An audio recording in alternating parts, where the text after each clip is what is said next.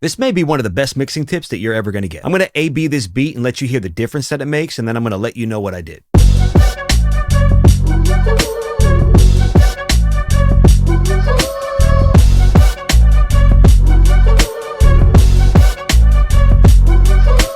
Did you hear that? Because what I heard was more punch, power, depth, space, and clarity. It was accomplished by doing one thing: unmasking, reducing resonances and frequencies that mask the overall sonic character of the instruments. You know, stuff that gets in the way of what's important. Now, you can do this method many ways. Some do seek and destroy, which is boosting the frequency and sweeping around, trying to find what you don't like and then cutting that. Others use a simpler method like using soothe or some other type of resonance suppressor to do the job. For me, I like to use a combination. My seek and destroy is using the FabFilter Pro Q4, which gives me a leg up on which frequencies might be causing some of the problems because of the spectrum grab feature. So I'll start there and find the frequencies I don't like and reduce them by about 1 to 3 dB. Nothing major. If it's a static issue, I'll do a cut. If it's something that's happening every now and again because of a note change or pitch variation, then I'll do a dynamic cut. So it's only cutting when the offending frequency kicks in. And then I'll put soothe in because this is not just dealing with one frequency at a time. It's moving with the sound, reducing dynamically where it needs. But this process with soothe is minimal, which is kind of like the fine tuning of what I just did on the Pro Q. And then I put Golf Floss on, which is another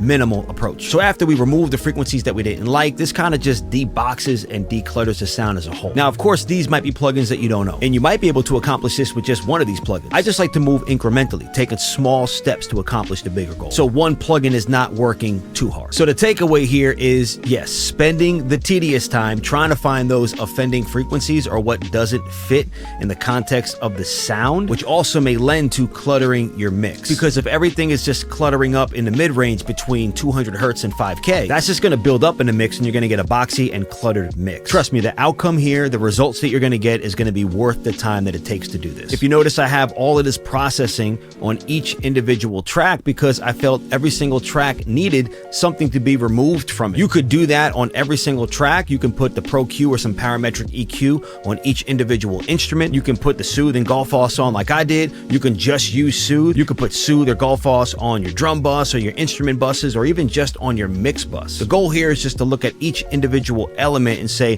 there's probably some stuff here that I'm not gonna like, and it's gonna also lend to my mix sounding more cluttered. So let me see if I can find what it is that I don't like and pull it out a little bit. Too drastic, it's gonna sound unnatural. So give it a try and let me know what you think. If you like this content, consider following for more, and save and share this post if you found it helpful.